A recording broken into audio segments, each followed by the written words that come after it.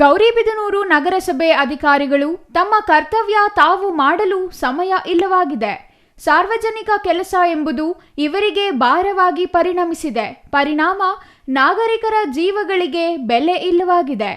ಈ ನಗರಸಭೆ ನಿರ್ಲಕ್ಷ್ಯ ಇಂದು ವ್ಯಕ್ತಿಯೊಬ್ಬರ ಗಂಭೀರ ಗಾಯಕ್ಕೆ ಕಾರಣವಾಗಿದ್ದು, ಇನ್ನು ಏನೇನು ಅವಾಂತರಗಳು ಕಾದಿದೆಯೋ ಎಂಬ ಆತಂಕದಲ್ಲಿ ಜನರು ಹೊರಗೆ ಕಾಲಿಡಬೇಕಾದ ಸ್ಥಿತಿ ನಿರ್ಮಾಣವಾಗಿದೆ.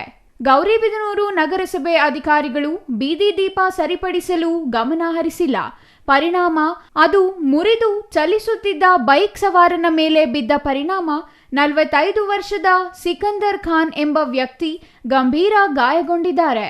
ವಿದ್ಯುತ್ ದೀಪ ಬಿದ್ದ ರಭಸಕ್ಕೆ ಬೈಕ್ ಸವಾರನ ತಲೆಗೆ ಗಂಭೀರ ಗಾಯವಾಗಿದ್ದು, ಬೀದಿ ದೀಪ ನಿರ್ವಹಣೆಯಲ್ಲಿ ಗೌರಿಬಿದನೂರು ನಗರಸಭೆ ನಿರ್ಲಕ್ಷ್ಯ ವಹಿಸಿರುವ ಆರೋಪ ಸಾರ್ವಜನಿಕ ವಲಯದಲ್ಲಿ ಕೇಳಿಬಂದಿದೆ.